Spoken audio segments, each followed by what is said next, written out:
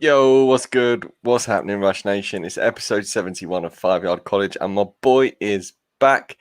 Yes, Ash, we talked about it a little while ago, how you were one on one off with you living your best life right now. And I've just seen you book the trip to Vegas.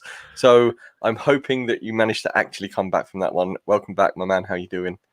Yeah, I'm doing very well. You're right. Booked a trip to Vegas this week for next September. So, yeah, I can't tell you if I'm going to be coming back or not yet. It remains to be seen. But I've already convinced the lads that we either need to do a college game or an NFL game. So hopefully, but the Raiders or the University in Las Vegas are playing when we go over. So it's What a good about time. Nevada? And Nevada, where do they? Nevada as well. Yeah. Oh, yeah. I know Carson Strong won't be there next year. So. Yeah, they might have a good team playing. You never know. Could do, yeah. You might be able to. Nevada. There we go. There's a few options, isn't there? Let's hope one of them are at home. And UNLV tend to play on a Friday night as well, so you might be able to get there on a Friday night. Yeah. I mean, if we can do Friday night for us. I don't know whether it's Friday night for them. Where are you staying? We are staying at the Luxor, which is the pyramid. Yeah, the Pyramid Hotel looks ridiculous. Oh yeah, I can't wait. It's gonna be great. We stayed in the Mandalay Bay, which is just further down the strip from Luxor. Yeah, we had a look at that. And there's a monorail that runs between that, the medieval themed one, Luxor, and one other, so you can like jump between the four real quick if you get lost. But yeah, I can't wait. It's unbelievable. Like, you'll get destroyed just through sheer being there. But it is fantastic. Anyway, Rush Nation, we digress. Week 9, Ash. It was there was some serious scores, some big implications in the AP poll. Am I right in thinking that the playoff rankings are here or just about to drop, or is that next week? I think they drop it. I think they drop at some point this week. Let's have a quick look. It's definitely within the next 2 weeks. I'm pretty sure it's at some point this week. Playoffs. Am I right? This is showing my naivety here. Do the AP polls still happen whilst the playoff rankings are also out, or do they merge into one? What's the deal? They merge into one. I'm just having a look. I can't see. They are talking about tomorrow night. Oh, so we are a day early. We are a day early, yeah. And normally the podcast would drop on a Wednesday, but as we are now moving to a Tuesday drop, we won't have missed it anyway, Ash. So that's right. There won't be news not on the pod from that news. So we might have to drop an emergency pod later in the week or something, depending on how the rankings flip. But we'll get to that a little bit later. We are going to have some news, some conference corner.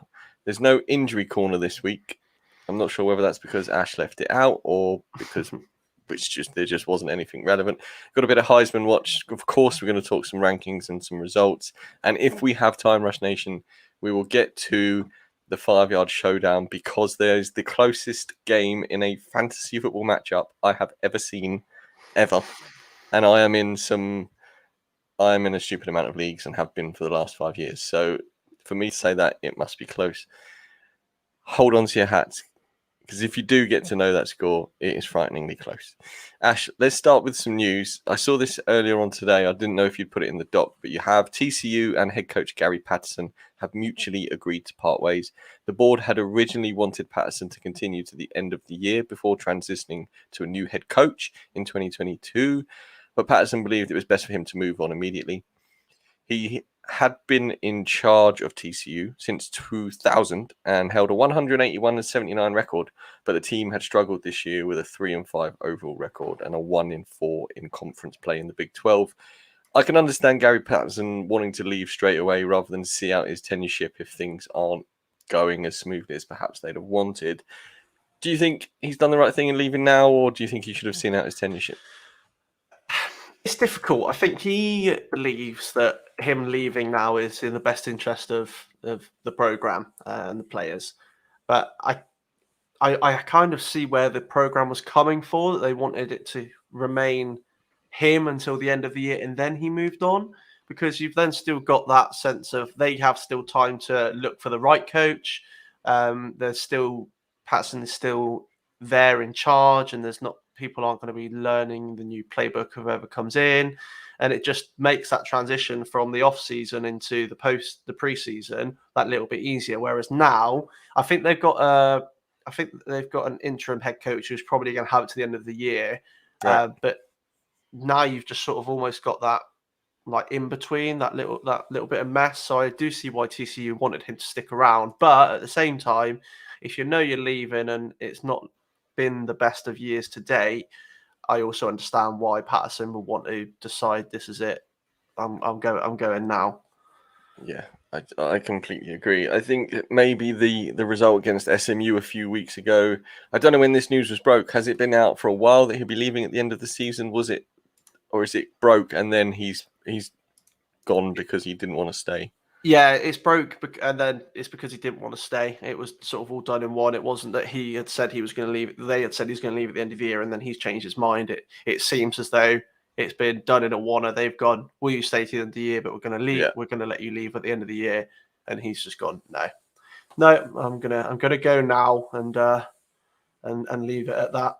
Yeah, I mean, it's very reminiscent of the USC job that's currently being held by an interim coach. It was quite nice to see actually not USC, but the Texas Tech, they've got an interim coach as well at the moment, and it was good to see him and the Oklahoma Sooners coach, Lincoln Riley.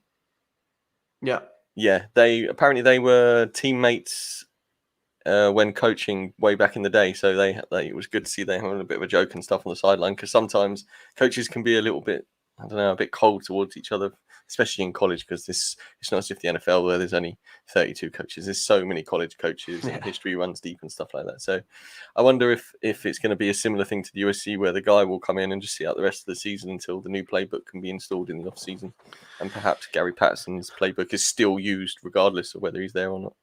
Yeah, I think so. I think they're going to want to take their time to find the right coach long term, and I do believe the guy who has come in or the guy who is taken over he was already there.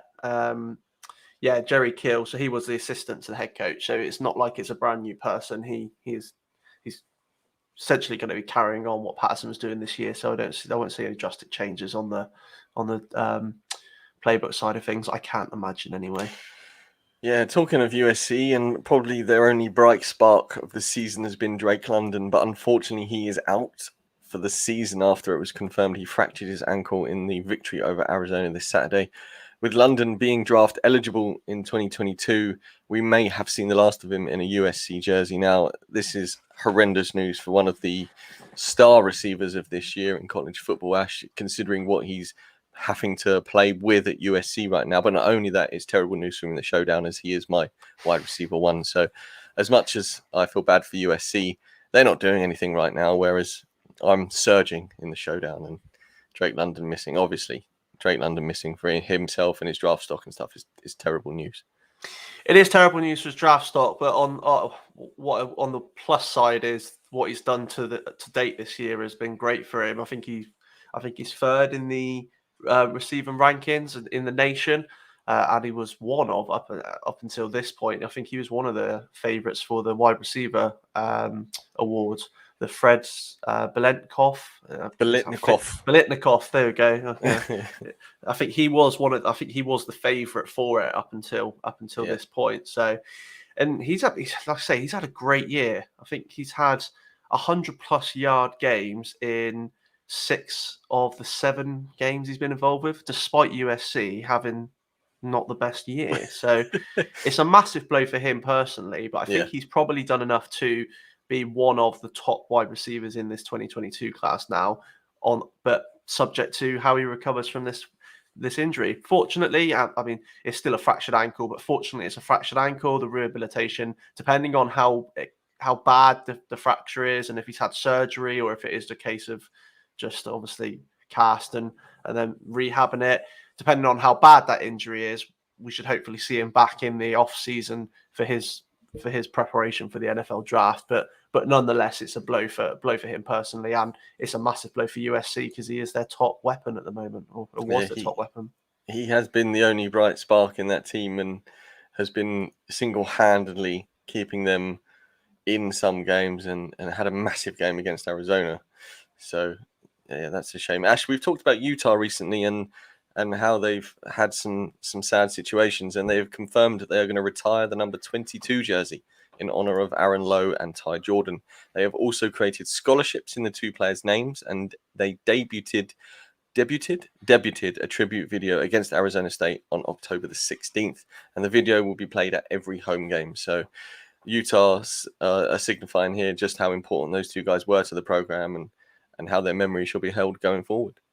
Yeah, it's a really nice touch from the program for both of these kids' families. And as we mentioned, when the news about Lowe had broken, he had taken over the 22 from Ty Jordan, who unfortunately died last year. And then obviously now the unfortunate news that happened with Lowe, and it's a nice touch from Utah. And I believe this is the first time they've ever retired a jersey in their program history. So it is a fitting tribute for both of these young lads. Wow. I wonder how many programs have no retired jerseys. Yeah, that's an interesting one actually. I can't imagine there's very many. No, because you think even the smaller teams, if they've had one Yeah. guy go to the draft, I mean, I don't know whether NDSU will retire Trey Lance's number, but that's a huge potential there and that sort of thing. So it'd be interesting to know how many there are. Let's move on. So sources from ESPN are reporting that LSU quarterback Miles Brennan is set to enter the transfer portal. Brennan has not appeared for LSU this season after breaking his left non-throwing arm in a fishing trip that required surgery. So questions here, Ash. Mm-hmm. What fish broke his arm? Because that must have been some fishing trip. And Miles Brennan, how far along his collegiate career is he, and where do we think he's likely to land? The landing spot is going to be a very interesting situation. I think he will arguably be a starter wherever he lands, or at least fighting and probably be a favourite for the job, depending on where he goes. Yeah. I have a feeling he is in his senior year, but he missed almost all of last year to injury. I think he started the first 3 games of the season and then was injured for the rest of it. I want to say that was a shoulder injury. And then obviously, of course, he's not played at all this year. So I can imagine he'll be red-shirted. So he's either going to see out the rest of the year with a program. I'm not sure how far away he is from being back from this injury. He did it early in the off-season. So broken arm, he had surgery. I don't know if we're going to see him this year, but he might well take advantage of that red shirt year and we see him back again next year. But he's not a lot of time left. And unfortunately, his career has been impacted heavily, not only by injuries, but of course, he was the backup to Joe Burrows as well. And then, of course, the year that was supposed to be his breakout year, he injured his shoulder after 3 games. And then this year again was going to be his big year. And he's missed the whole year for broken arm. And Max Johnson has obviously stepped in. And he clearly feels it's time for him to move on and try and get one last throw of the dice before he goes from college. I don't expect to see him in the NFL. If we do, it's going to be as a perennial backup or potentially an undrafted. But yeah, it'll be interesting to see where exactly he ends up. So Ash, I'm going to take it from that you're not a fisherman. No, not at all. No, me neither. But I know you land a fish, so my sort of pun about where he lands flew straight over your head. Hopefully, there's some fishermen out there who appreciate that fishing joke. I'm gonna go for catfish. Now I know that down in Louisiana they love a bit of catfishing. I'm gonna go with catfish broke his arm. If it wasn't a catfish, it's a good story. Don't at us. We're just out there chewing the cud, filling the breeze, that sort of business. Ash, last week, Jack, Jord, and myself talked some conference realignment, and there is some more news to do with Conference USA to the Sun Belt. Marshall, Old Dominion, and South Mississippi have confirmed they will be leaving Conference USA to the Sun Belt Conference. This brings the total to 9 teams leaving the Conference USA. The Sun Belt is also still looking to bring FCS program James Madison to their conference. So the Sun Belt is really expanding, and Conference USA is in a spot of bother. Yeah, I believe if Madison join, they are up to 17 teams in the Sun Belt. Now, we may see a couple of teams leave from that to go to another conference, because it looks as though there's going to be a massive amount of shake-up between 23 and 25 with all of these teams moving around those sort of dates. And I think the earliest that someone can leave is 23, and from the looks of it, majority are going to be 23, 24. We might see some spillover into the following year as well.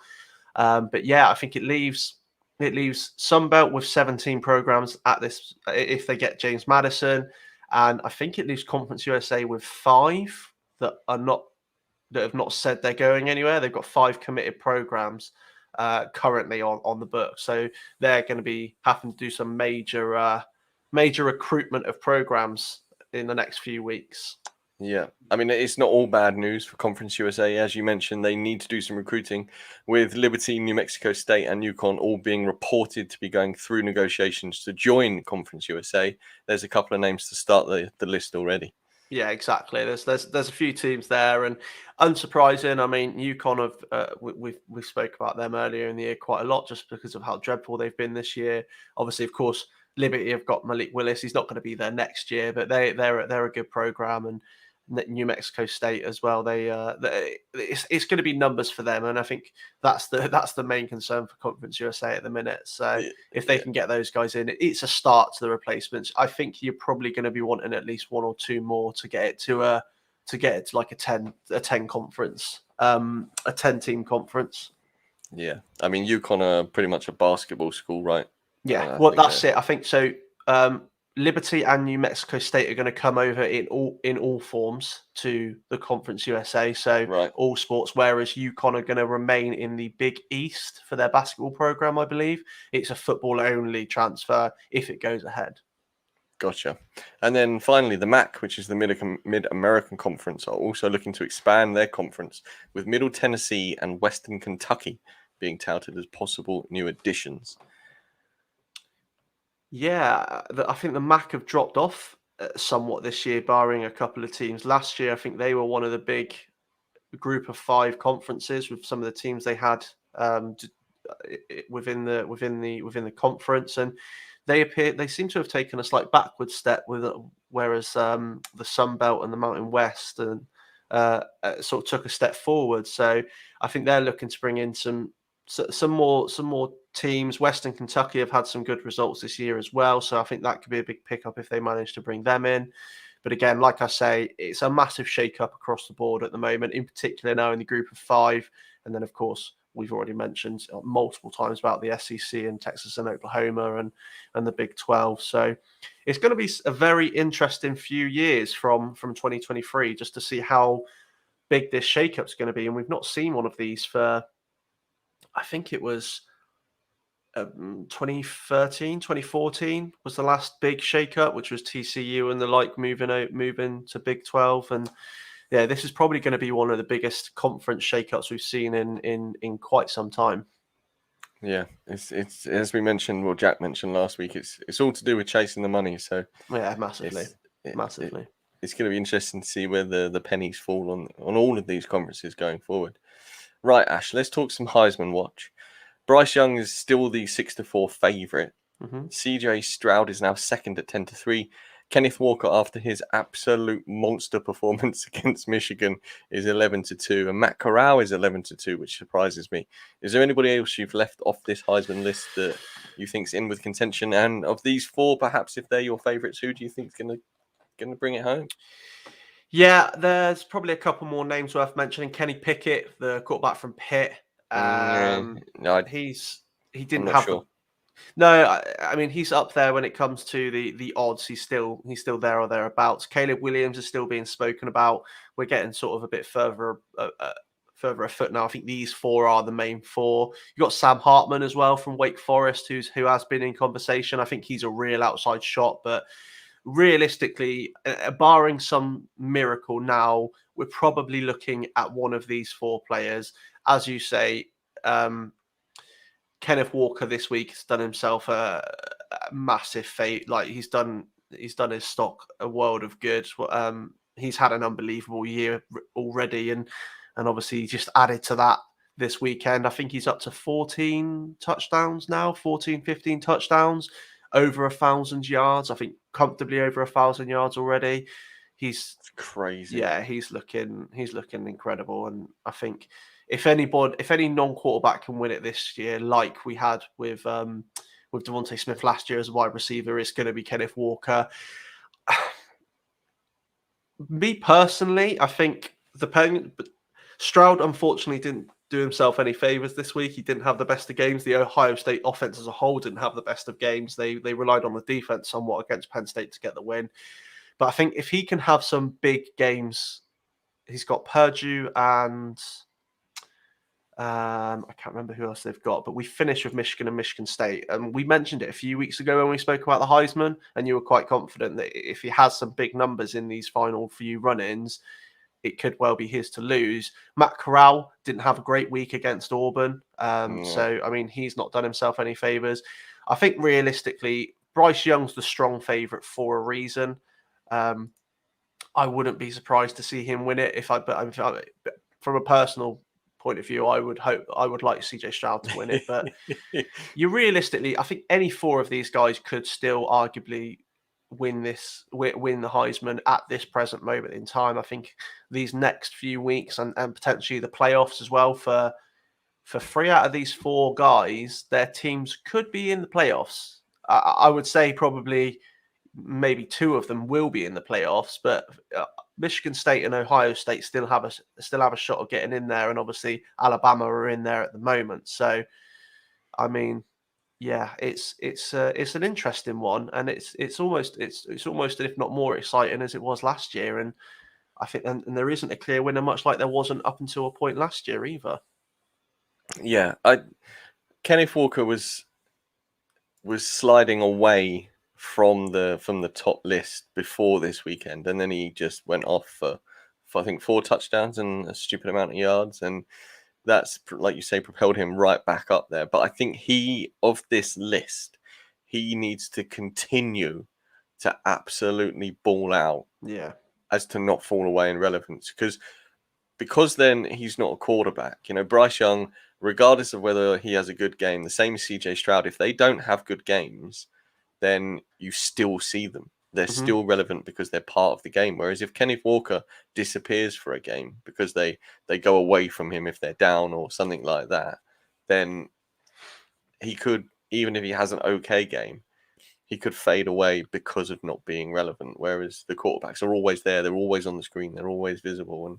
And I think that's what perhaps keeps them a bit more relevant in the Heisman race. But that's very true. Yeah, I'm looking at his schedule as well. Sorry, it's not Ohio. I've got Purdue next week. Michigan State have got Purdue next week. They are a good defense, so that's going to be a tough game for Walker. If he can ball out, then that'd be great for him. They then go to Maryland before finishing up with Ohio State and Penn State. So if the Ohio State defense that turned up against Penn State this week turn up, and of course the Penn State defense, which are good, if he can ball out like he has done so far this season against those 4 teams, he's going to do himself a lot of favors. But like you say, he's going to have to do that to still be in consideration. Whereas the 3 quarterbacks that are currently sat here can potentially get away with it a little bit more. Yeah. It's going to be interesting over the next couple of weeks to see if anything flips there with those guys, because there's some big games, like you say, coming right on up. Talking of anything flips, as we mentioned, the playoff rankings are out tomorrow night. If you're just joining the live stream or pod now, I don't know why you'd be joining the pod now, but if you're joining the live stream, we're not going to miss the news because this will be out by then. Yeah, there's going to be some movement in the rankings. Ash, let's talk 25 through to 1. I'm going to try not to steal any of your comments from the underneath, as you have so diligently written these out. I will let you mention them as and when they come. Do you want to go first or second? I'll go first this time. I don't remember who did it first last time we did this, so I'll just go first. But to start off at number 25, we have a new ranked team, that is Fresno State, who currently sit 7-2. At 24, Louisiana Lafayette are also new into the rankings with a 7-1 record. SMU have dropped a few places from last week. Yeah, with a 7-1 record. They were 19 last week. They are now at 23. Penn State continue to drop down. They've gone to 22 after the loss to Ohio State and currently sit at 5-3. I'm very surprised to see them still in the rankings. Yep. If I'm being completely honest with you, as a team that's got 3 losses, it's rare that you see that happen. I think they started the season so well, that's what's kept them in. But there's probably some teams that have dropped out or are on the bubble that could maybe feel a bit hard done by that Penn State are still sat there and they're not. And at 21, Coastal Carolina continue to drop as well.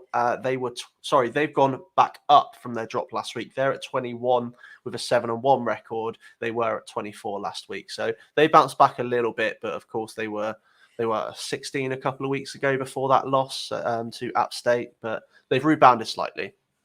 Yeah, the SMU loss was a bit of a shocker.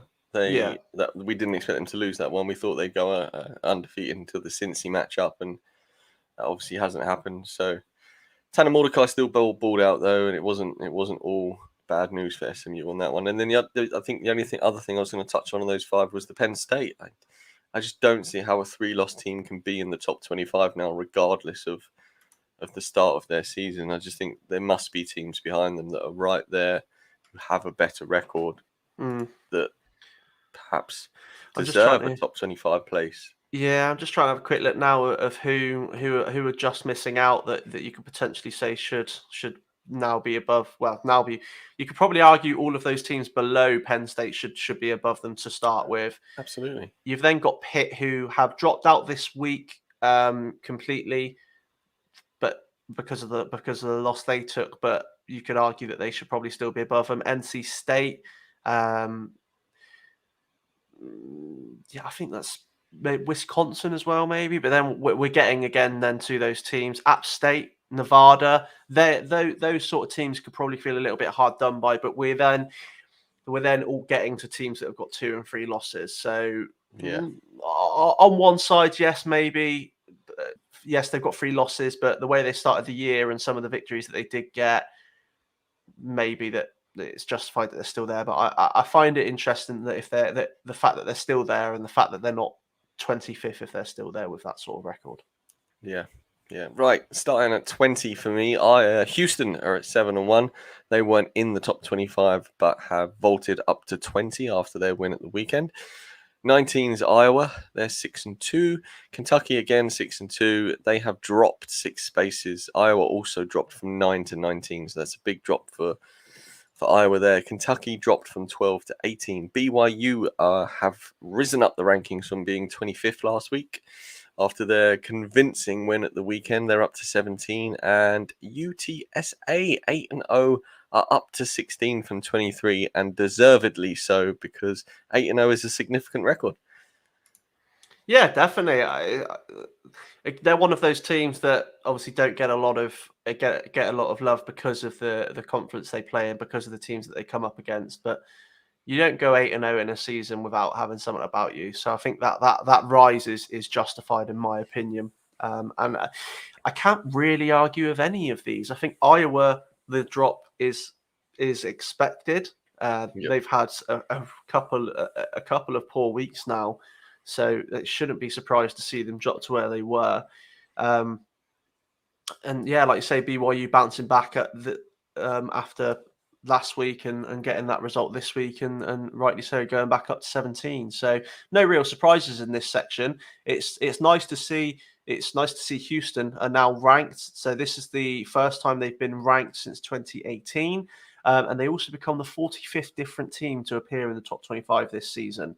I haven't had a chance to go back and look at if that's a lot or if it's not, but the fact it's been mentioned suggests that it probably is quite a lot for there to be 45 different teams ranked, and probably shouldn't be that surprising. We've seen some shock results. We've seen some teams perform a lot better than expected, and there's a few more of those in this that we haven't even got to yet.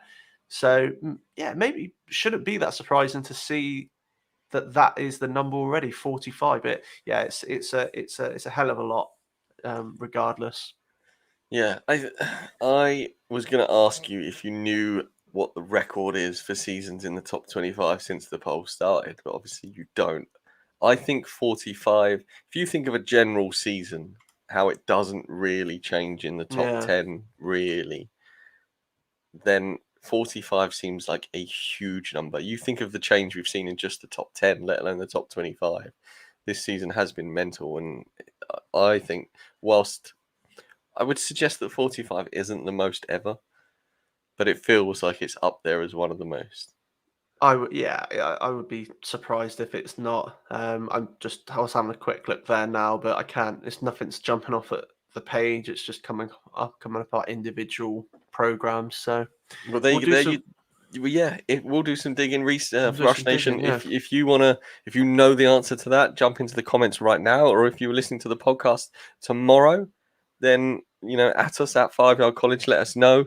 We're here for that kind of information, because Ash, when he did the Lonely Hearts with Tom last season, was all about the history and the facts. So if you can drop some knowledge on us, we will hugely appreciate it. Ash, Definitely. over to you at 15. Yes, 15 to 11. At 15, Ole Miss have dropped from 10 after the loss to Auburn this week. They currently sit at 6-2. Baylor are at 14, jumping up 2 spots from 16 with a 7-1 record. They've bounced back from the loss they took in impressive style so far.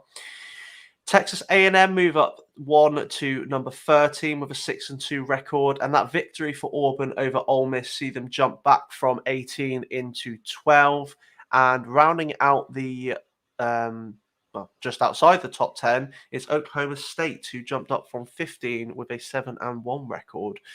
And again, probably, I wouldn't say there's any real surprises in this one either, to be honest with you. I think with the teams that are there, the way they perform this year, and the teams that the teams with the losses and the losses that they've taken, I think this 11 to 15 is probably fair. That Auburn Ole Miss game was an exciting game, and it was 2 high-powered teams that obviously one of them won out at the end of the day. And I think it's probably justified that Ole Miss have dropped the 5 spots from the top 10. Yeah. Question, Ash. I can't remember whether you're a fan of coloured artificial pitches or not.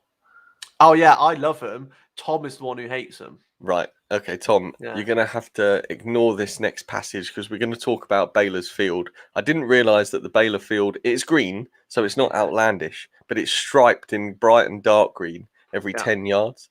It is fantastic, and that is coming from someone who is colourblind and can't see green. The fact that the 10 yards are not only marked out by lines, but striped in bright green.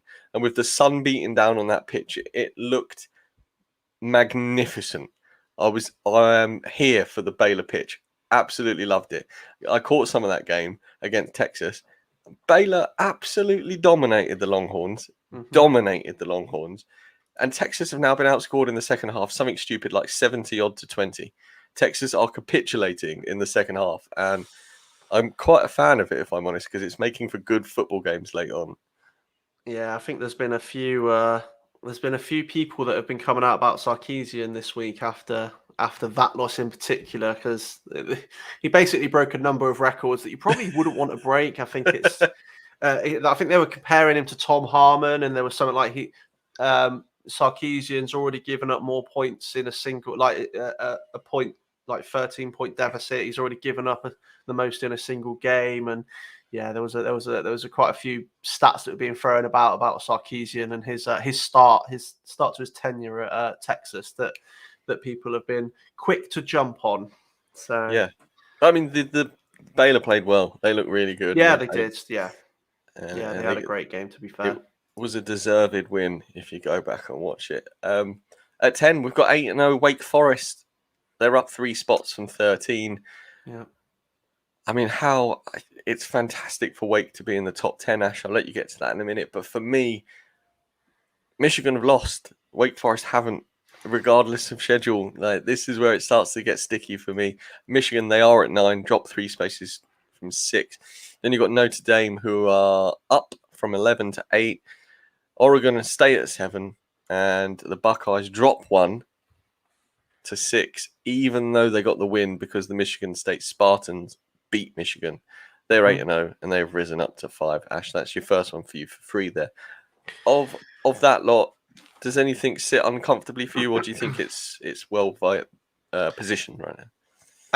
I agree with you. I don't feel that Wake Forest should be at 8, and the likes of Michigan, Notre Dame, Oregon, Oregon and Ohio State, maybe. I think Ohio State took a loss to Oregon. I can't remember who Oregon lost to now. It's Stanford. escaped me. Stanford. Okay, so yeah, I mean, Michigan and Ohio State have lost to two teams that were there with them in the top. So I understand why they're still ranked where they are. Michigan surprised me a little bit more because they've not this season, barring maybe one or two games that they were expected to play very well, they haven't been great, and they let the lead go. We'll get onto the Michigan State Michigan game a little bit later, but they let that lead slip in the way they did, and to still be 9 and for Wake Forest to be below them. I think Wake Forest, once again, despite the fact they finally got into the top 10, which is their best ever ranking in their program history, they reached 11 in 1945. And until this week, they were the last remaining Power 5 conference team that have never been ranked in the top 10. So this is a historic moment for them, but I still feel they can feel hard done by.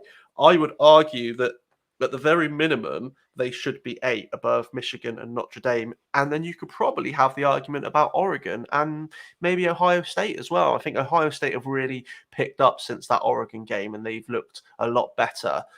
But I still feel Wake Forest are being hard done by, regardless of their schedule, which you mentioned earlier. Obviously, they played Duke this weekend, beat them handsomely. They beat Army in that high-scoring thriller last week. That was a good game.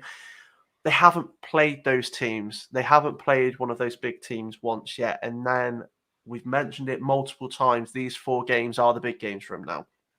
UNC. Well, yeah, but I was just going to bring it up, Ash, because I was looking at their schedule when doing the ACC review yesterday. They got 4 games left. Of these 4 games, how many of these do you think are viable winning games for Wake Forest? And I'm going to ask you this on the pretense that of the 4 teams, I would say there was only one elite defense they are going to face in Clemson. We'll get to these 4 teams in a minute. But can you tell me the last time they scored under 35 points this season? Who? Wake Forest? Yeah. They haven't, have they? They haven't, exactly. They've scored 35 over 40. I mean, Yeah. they've got the ability. Army, tricky team, not as good as some of the teams they're going to face, but they scored 70 points. They've got the ability to score stupid points. Mm-hmm. Of the next 4 teams, UNC, so they've got UNC this weekend. They then travel to NC State. They then play Clemson at home and finish with a game at Boston College. Of those 4 teams, how many do you think are winnable? You would argue that they are all winnable. With the way that Wake Forest have been playing this year, I think NC State and Clemson are the 2 for me that are going to be the most interesting. UNC they haven't really got it this year, unfortunately. They picked up some good results. They narrowly lost to Notre Dame this week, and they narrowly lost the week before they narrowly won the week before to Miami. They've been picking up results, but they're not the same team. So I would expect Wake Forest to beat them. I think it'll be a high scoring game, but I would expect Wake Forest to beat them. NC State are one of those bordering top 25 teams. They are just on the outside looking in. I think that's going to be an exciting matchup. But again, I think Wake Forest have got enough to overpower them. We've seen Clemson this year. They're not the same team that we've seen in years gone by. I think that's the biggest banana skin for Clemson, for Wake Forest, which is crazy to say that Clemson might be a banana skin for Wake Forest to have a perfect year. Who would have thought we'd been saying that 4 months ago? But I think that's probably the game that I feel that they'll probably drop. I think they will get a loss on their schedule, and I think it will be that one. I'm not overly concerned about Boston College. They gave Clemson a good game a few weeks ago. Yeah, I don't know. If it's going to be anybody, it's going to be Clemson. I think UNC should be I wouldn't say a comfortable win. I think it's going to be a high scoring game, but I see Wake Forest winning that one. I think NC State's going to be a close game, high scoring but a close game. I do think they're going to lose to Clemson. I think it's going to be a low-scoring game. I think it's probably going to be the only game this year they have under 35 points, if I'm being honest. And I think Boston College should be an easy victory. Yeah, see, we differ here. The UNC, you've got that bang on. I think they'll beat UNC in a high-scoring game. I think of these 4 games, they've only got one away game, and that is at NC State. If they were traveling to Death Valley to play Clemson, I would think that would perhaps be their loss, because it's no easy feat going down there, especially against the Clemson defense, which is still good, regardless of how bad Clemson are playing on offense. I said it when Pitt beat Clemson. All you have to do is score points. If you can score points, you can stay ahead of Clemson. And I think Wake have got the offense with the run game and the pass game at the moment to be able to score enough points to beat Clemson at home. They're going to absolutely annihilate Boston College, because without Phil Jurkovec, they are struggling. The game for me is NC State, traveling to NC State. NC State have got one of the best defenses in the country, and I think that is their banana skin. Because I don't think you can call Clemson, regardless of their current record, a banana skin, because you play Clemson knowing what you're playing. Whereas that NC State game, that could be the trip up game. But let's say they win all 4, Ash, and they are 12-0. We've seen a Clemson dominate the ACC in recent years and make the playoffs. Would Wake Forest make the playoff if they're 12-0? No. The only way that will happen is if one of the teams above them slip up. Now, I think if they beat UNC next week, and I think we could probably see them move up to maybe 7 or 8 next week, depending on how comfortably they beat UNC, regardless of the teams above them. But I feel like the only way they're now going to get into the playoffs is if one of those teams in the top 4 that we'll get onto in a minute slip up. And there's probably teams above them already that if one of those teams do slip up, that will take it before them. And it's down to schedule. But as we say, this is now where they're getting into those big games. But they're getting into these big games. These 3 of these 4 games are big games, but there's no ranked teams there. They won't have faced a ranked team this year at all, and teams above them have, and that will be what keeps them out of the playoffs, unfortunately, unless there's a capitulation of teams above them. They're going to have to, unfortunately, rely, even if they go undefeated, they're going to have to rely on teams above them to slip up for them to get into the playoffs, in my opinion. Yeah, I would feel really bad for Wake because at that point other teams might have dropped the game. Cincinnati, they haven't looked as good. Oklahoma could well lose. Michigan State could lose because that Big Ten, there's going to be some movement there. Ohio State have already got that loss, as well as they're playing. There is banana skins on their schedule running in. I would feel hugely harsh for them if at 12-0 with teams around them having losses if they weren't squeaked in, just because of we've seen Clemson do it. They've run the ACC. Granted, they've played ranked teams, and the ACC has been better than it is this year. But it'll be interesting to see the playoff rankings tomorrow night. That will probably look slightly different to what we're looking at here, and I wouldn't be surprised to see Wake Forest a little bit higher on that. But yeah, it's they again, we've mentioned it a few times, but they can feel hard done by where they are now, and they could well be felt hard done by at the end of the year, depending on how their last 4 games goes and how for the other 4 games goes. But like you say, Michigan State, Ohio State all have to play each other. Ohio State have still got both of them. Michigan and Michigan State have already played. Michigan State have still got Ohio, and of course, obviously, Michigan have still got Ohio as well. And Penn State as well. Let's not forget Penn State. Regardless of Penn State's current 22nd position, they're no rollover. No, definitely not. And I think Michigan State have got them, and possibly Michigan still have them to play. I'm not sure off the top of my head if Michigan do. I know Michigan State still do. So, and the Big Ten is an incredibly competitive conference this year.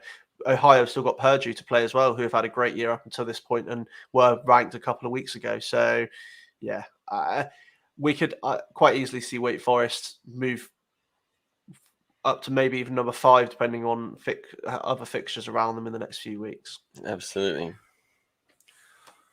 Shall we? You've got the top 5, mate. I gave Michigan State a 5, but the rest of yours, did, you can finish it off. Yeah, so Michigan State are at 5 after their win over Michigan. They've jumped from 8 and they have a perfect 8-0 record. Oklahoma are still perfect on the year with a 9-0 record and stay at number 4. And the top 4 is unchanged at the moment. Alabama remain at 3 with a 7-1 record. Cincinnati keep hold of their number 2 spot with an 8-0. And of course, Georgia are the unanimous number 1s for a 4th week in a row, I believe. And they continue to stay perfect with 8-0 and really an absolute drubbing of Florida that could probably have looked a lot worse and maybe should have done. But no real surprises. I think some people might have been surprised that Michigan jumped as high as they did, but they came back against that Michigan team who were sat at number 6. They turned around. I can't remember how many points it was exactly. I've got it down in my notes for later. But they turned that game around, turned it on its head. Kenneth Walker, we already spoke about, was unbelievable, and I think 5 is justified for them. That you could probably argue them and Ohio State are the top 2 teams in the conference at the moment. And then you look at the record, and Michigan State should be above Ohio State at this present moment. So I have no complaints about them being at 5 at all. No, me neither. I think it's all spot on, regardless of the only one. It's fair because of how good Alabama have been, but if Oklahoma had have been better in their wins, they probably could be sat above Alabama right now because Alabama have that loss.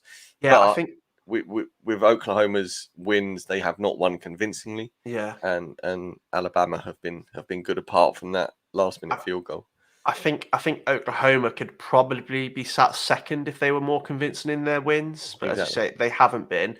They have got a very interesting end to the year. Obviously, they've only got 3 games left because they haven't had their bye week yet. I think this is their bye week this week, so they won't be playing this weekend. Could be interesting viewing. They could potentially drop spots without playing this week and teams around them playing. But they then have got Baylor, Iowa State, and one other. They finished with a derby, the rivalry game against Oklahoma State. So they're still playing 2 ranked teams in their last 3 games, and then Iowa State, who were just on the outside. They were in last week. They dropped back out again. They've still technically got 3 top-ranked teams left to play this year, and they haven't looked overly convincing, but they're putting up lots of points. So yeah, it's going to be an interesting run for Oklahoma, and I think if anyone's going to drop out, it's probably going to it's going to be them. I think Cincinnati, as you say, they haven't looked great this year. I don't know what their schedule is like to finish out the year, but I think if we're going to see a change in the top 4, in my opinion, it's going to be Oklahoma dropping out. Cincinnati have Tulsa, South Florida. They still have SMU to play and East Carolina. So that SMU game, second last game to end the year, is a big one for them. Yep. But they could arguably finish perfect on the end of the year as well. But yeah, I think if anyone's going to drop out the top 4, in my opinion, it's going to be Oklahoma. I can't see Bama dropping any more games. I can't see Georgia conceding any more points, let alone dropping any more games. So yeah, no, that's fair. It's fair. It's leveling out nicely. So tomorrow night's the big one when we find out the playoff rankings and what changes and how the playoff voters see Cincinnati. Are we still going to see them at 2 after their average wins of the last couple of weeks? I don't know. That's going to be the interesting one there. Anything we've not touched on, Ash, with your notes at the bottom? My notes, yeah. So my notes are not strictly AP rankings, but they're related to wins and losses. So I thought I'd add it on to the end of this. So there are only 6 teams that remain undefeated in the FCS, and we're only in November. That's almost unheard of. We usually see double figures usually at this point, but there are only 6 teams left. In the ACC, we've got Wake Forest. In the Big 10, Michigan State. Big 12, Oklahoma. SEC, Georgia. And AAC, Cincinnati. And then in the Conference USA is UTSA. And I have put there's none in the Pac-12 that are undefeated. It is. Yeah, only 6 teams undefeated on the year already in November is crazy to see. As I say, we've usually got a couple of SEC teams. We've usually got a couple of ACC teams. Yeah, this has been a crazy season. And then on the flip side, there's only 2 teams in the whole of the FBS the FCS that are winless through 9 games, and that is UNLV, the University of Las Vegas, and Arizona, who both sit 0-8. So I thought that was another little interesting bit of information that just shows how wild this season has been. That there's so few teams perfect, and there's so few teams with zeros. That's, again, we usually see quite a few more than that at this point. Yeah, and Arizona came really close a couple of weeks ago against Washington. They could have walked away with the dub there. Definitely. George, I know you're listening, mate. I would like to point out that Ash has put ha at the end of no Pac-12 on the notes. So take that one, son. We're not talking Pac-12 today. Ash, do you want to run through some results? We can split this 2 ways. Okay. We can run through the results, or we can just pick out our focus games and talk a little bit of showdown, because we are running long already. So we can do results, and that'll do, or we can do some games and then a little bit of showdown. Where do you want to go? Let's do... I mean, we've already covered a few of the games, so let's do showdown and results. Why don't we mix it up a bit? Sorry, showdown and focus games. I was going to say you've just thrown out another option that wasn't there. No, I'm just going to do what I want. I'm doing what I want. We'll do showdown and focus games. All right, let's talk some focus games. You had some notes on the Michigan State game, Ash. I did, yeah, and I would hope that most people have at least been able to see the highlights of this game, because it was a wild one, to say the least. We've mentioned about Kenneth Walker, who had just an absolutely dominant display in this game. 197 yards, 5 touchdowns. 5? Yeah. 5 touchdowns. Crazy. He did it all for Michigan State in this game. And I think he topped over 200 yards in scrimmage. He only had like 11 yards receiving. He caught like 2 balls or something, but he had over 200 yards from scrimmage, 5 rushing touchdowns. There's a reason this lad is being spoken about, as we mentioned earlier, in the Heisman Trophy, because he has just been lights out, and he was again today. And Michigan threw this game away.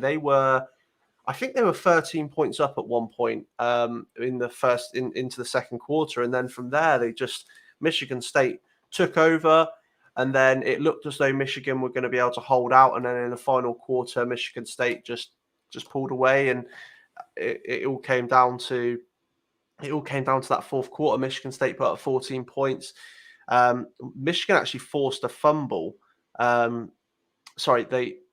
Michigan forced a fumble on their own 13-yard line. So that lost them the game. They still had a chance to win it, but it was such a back and forth game. And as I say, Walker, you can't look past him. Peyton Thorne didn't have a great game. Didn't need to. He was poor in the first quarter in particular. He threw 2 interceptions, and the second interception, I just don't know what he was thinking. The defensive lineman, it hit him in the head, and he didn't even jump up that high. Thorne had seen his read, and just he's throwing the ball, and it's literally like, not the defensive lineman's not even had to jump. It's just smacked him in the face. It's bounced up in the air, and another defensive lineman's picked it up. So Thorne didn't have a great game, but fortunately Kenneth Walker did. Yeah. Had a beastly game, and the Michigan State defense had a great game as well. And it's another game where Michigan have been ran close, and unfortunately this time the defense and offense in front of them have done enough to see this game out. Yeah, I've not seen any of the highlights, and yet I need to go back and watch it because it sounds bananas. And just to see anybody score 5 touchdowns is something to behold. So that's definitely on the tick list. Let's talk some cocktail party. Georgia, Georgia ran out 34-7 winners in this one. It was scoreless for quite some time until there was a bit of a falling apart for the Florida New Boy. 24 points in 2 minutes, I think it was. 3 minutes, something like that. Yeah, Anthony Richardson, the freshman, unfortunately fell apart in this second quarter, and the Georgia defense just took complete advantage of him. He had a fumble. He had a couple of interceptions. The fumble was great play from the Georgia defense, but at the same time, Richardson can feel a bit hard done by that. The rules changed. So the rule change now is if a player still has forward momentum by being pushed, which is what was happening. The Georgia defense and Florida offensive line were pushing Richardson forward. As long as there's still forward momentum, the referee will not stop the play. And because of that, Georgia, all the time while still pushing at Anthony Richardson towards their own goal line, it was in Florida's own 10-yard line at this point, but they were going the opposite way. They were giving Richardson more yards, but all the while, I can't remember exactly who it was, but one of the Georgia defensive players had stripped the ball out from Richardson and taken it away from him. So great defensive play, but at the same time, unfortunate for Richardson that he's been stripped the way he has in the middle of this almost brawl that was moving forward. But yeah, he had a really, really poor showing, unfortunately, and some little mental errors against a team like Georgia. You're never going to get away with it. And I wouldn't say Georgia were fortunate, because they were by far and away the better team in this game, and their defense is unstoppable. But Stetson Bennett did not have a great game. He, much like Richardson, made some really silly mistakes and some silly throws. There was a couple of times where he's gone for a throw where it's quite clear from the outset that his read is not open. At one point, I think it was his first interception, the Florida defensive back had 4 yards on the Georgia wide receiver, and Bennett's still gone for the pass. And by the time the Florida cornerback has intercepted the ball, there's another Florida cornerback there as well waiting. So just some really silly mental errors by Bennett. But unfortunately, Zamir White, the running back for Georgia, had a great game, over 100 yards on a touchdown. And the Georgia defense is disgusting. It's ridiculous. I think they've not allowed, I think 13 points is the most they've allowed this season so far. And we mentioned a few weeks ago that they've given up 4 touchdowns all year. Obviously, they gave up another one today, but yeah, they've not allowed more than 13 yards in a single game, and they ran away with this in from the second quarter. They got those 24 points before halftime, and then they just went into autopilot from that point. They put up another field goal and a final touchdown to end the game to see it out, and they were so close to a shutout on Florida. They were so close to for Florida to have a 0 right up until I think there's a couple of minutes left to play, and Emory Jones had ran it in. But yeah, they almost got the shutout, and it was never really close from late into the second quarter. Georgia were always in control of this game. So Stetson Bennett's obviously been in for relief of JT Daniels. Do we think if JT Daniels is fit, this is his return point? Stetson Bennett has done everything he needed to, looked good up until the Florida game, had some issues. Do we see JT Daniels come in now on the push to the playoffs and then be playoff ready? Or do we think they stick with what's working and Stetson Bennett gets the run? It's a really difficult one, isn't it? I think because Bennett up until this point has looked pretty capable. He'd only thrown two interceptions all season up until this game. He's now on 4. He doubled the amount of interceptions he'd thrown. He's got 66 or 65% pass completion, and he's looked relatively comfortable. But at the same time, this Georgia defense has been so dominant that he can just look comfortable. And obviously their running backs are good enough for him just to not really need to do anything. But I can't see, we've mentioned this before, I think you were of the opinion that Daniels would come back and start when he's fit. I think they're going to ride it with Bennett until Bennett makes a real bad mistake. This week didn't help him, but before this week, I think he's one of the most efficient passers in the SEC, which, as I say, it's not hard with this team around him, but the numbers he's been putting up and the up until Saturday have been good enough. And I think it will be a big call for them to take Bennett straight out and put Daniels in. I have a feeling they'll probably give Bennett a game and then maybe bring Daniels in at half time or something like that when Daniels is fit and see what happens there. I can't personally see them just taking Bennett straight out and putting Daniels in. Yeah, that's fair. The only way Florida, I think, we're going to win that one is if Georgia didn't score a defensive touchdown and they got a 60-yard pick 6 return. So that sealed the deal early in that first half. Ash, last game, Ole Miss lost 31-20 to Bo Nix and Auburn. Was this a good performance by Auburn? Yeah. I think this was more of a poor, I wouldn't say poor, but this wasn't Matt Corral's best performance. Right. He wasn't very good in this game. And Bo Nix, despite only putting up one score through the air, he put 2 on the ground, but Bo Nix always put scores on the ground. I think he was good enough to overcome the Ole Miss defense, and the Auburn defense were good enough to stop Corral on the day. I think Corral had a poor game. Auburn turned up as a whole against Ole Miss. Across the board, they played well, and they were deserved winners. And they got out to I think it was a 14-3 lead in the first quarter. Ole Miss came back in the second quarter to get it tight, but I think by that point it was almost done. I think by half time you'd seen that Auburn were gonna see this game out. Their defense is good enough, and Matt Corral wasn't on at his best on the day. I think it was evident that Auburn were going to see the game out. I think the Auburn defense, as much as Corral looked, I wouldn't say poor, but as much as Corral looked slightly off the boil in that game, I think Auburn planned the defense well against him as much as they struggled, as much as Matt Corral struggled on the day. Interesting. He also got hurt as well, which didn't help. But I think he looked off.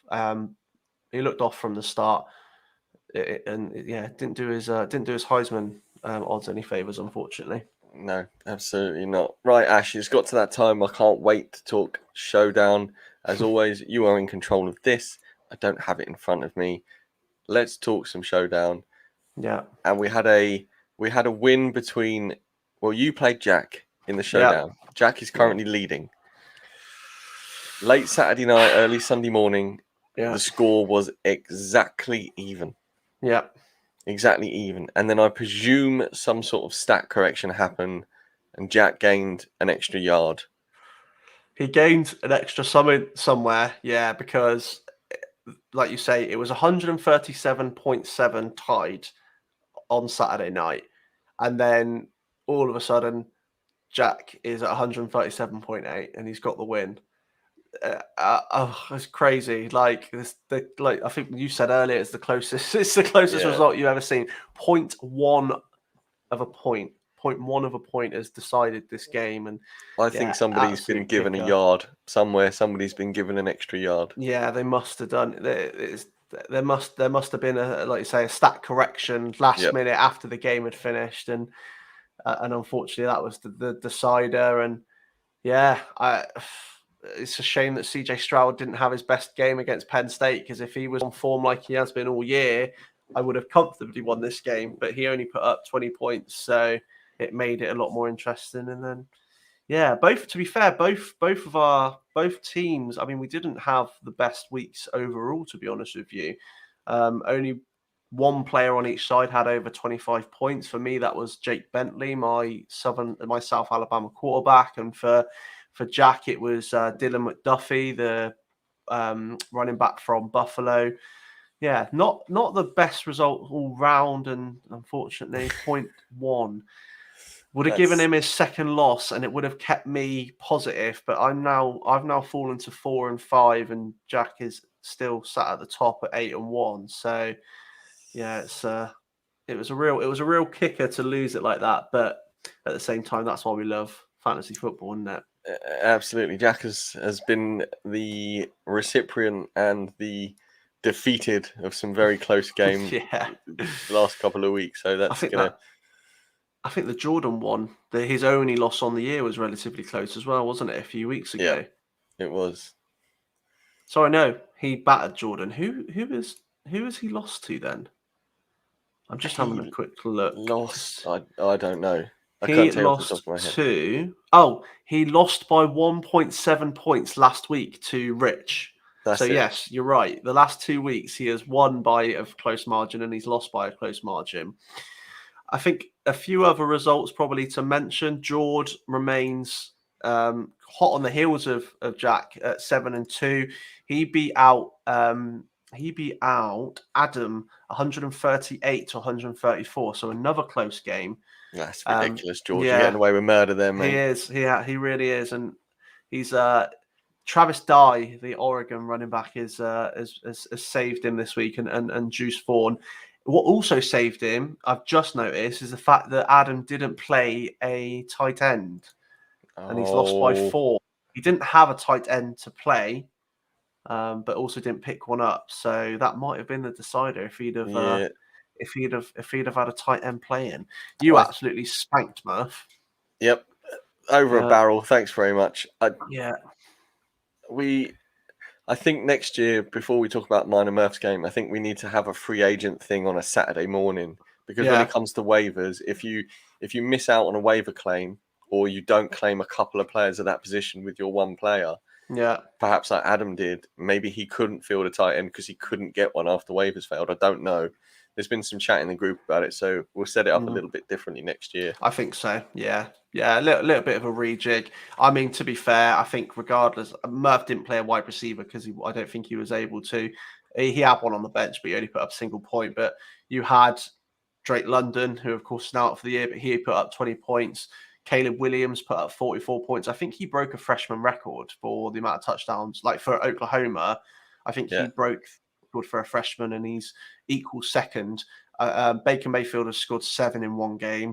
Obviously, Caleb Williams scored 6 against Texas Tech, and I think it's definitely a freshman record for an Oklahoma quarterback. And I believe it's tied now second overall, and one behind Baker Mayfield. So it wasn't going to be close. And Kyron Williams from Notre Dame put up 27 points. So I think regardless of whether Murph was able to field a full team, probably wouldn't have made a great deal of difference, and you comfortably had the highest score of the week, and it was in your favour this time.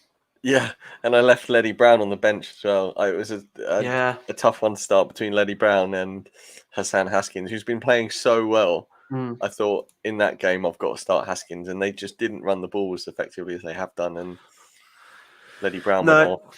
So, but hey, true. It didn't affect me. No, and it's, to be fair, the standards are still very close. Obviously, we've got Jackie, who mentioned, is top 8-1, and George just behind him 7-2, and then yourself and Rich are 3rd and 4th with 6-3, and then we've got Dougie and Tom both at 5-4, and then myself and Adam are at 4-5. So it's still really close for those playoff spots. And I mean, even Ollie and Shane are on 3-6, so they're still within a shout. It's still only 2 games back, and I think there's. How many more games is there left on the year? So I think Jack last week said the first playoff game was week 12. Yeah, sorry. So there's only 1 week left. 2 weeks left. There's 2 weeks left. So, I mean, arguably, there's still a handful of teams that's still in with a shout of getting into the playoffs. So, and it's is it 6 teams? Yeah, 6 teams in the playoffs. So, 2 game swing. Is it really 6 teams? 6 teams. Yeah, 6 into the playoffs. Yeah, same as a standard. So at the moment, I am on the cusp of not making it this year after making it last year and getting to the semi-final. I think I lost to you, didn't I? Or did I lose to you and Jack beat Murph, or did? No, I think Jack beat you and I beat Murph. That's it, yeah. And then you and Jack faced in the final, yeah. So very interesting. I think you and Rich, and of course Jordan and Jack are probably safe, but 5-8 and arguably 10-9 are still all within a shout of getting into playoffs. But it might even come down to points. So what's the schedule looking like this week? Who have we got facing who? Is there any games that could possibly be a big swing? I have Tom. Oh, yeah. So that could literally be a swing. We'll be on. If I win, we'll be tied on our results. You have Rich 3rd and 4th. Oh, that could be an absolute storm. Yeah. George's got Ollie, who is obviously sat down in 9th. Jack has Shane, who is 10th. So those 2 teams on 3 and 6. So Brilliant. And then Dougie. Dougie's got Connor. Connor's bottom, who is bottom at the moment, and Murphy's got Adam. So hopefully Murph wins, and then that will push Adam away from me, and hopefully I can beat Tom, and Connor can get his second win of the year and beat Dougie, and then perfect. I'm right back in it then, because I started off 3-0, and then I went to 4-1. Sorry, 4-2, and then I've lost 3 on the bounce since then. So my season has taken a massive downturn, and I don't know why, because I've had high scoring players across the board.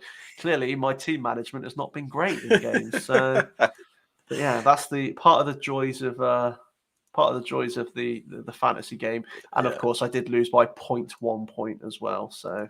Yeah, I mean, the ultimate result for me and Rich this week would be a draw. We'll stick a draw in the column, and I bet there's someone out there at Fantrax who scans the results for all their leagues and just adjusts a yard here or there. It slightly, yeah, definitely. Well, yeah, we haven't had a draw yet this year, so maybe they do, because the ties are possible. We do have ties. So.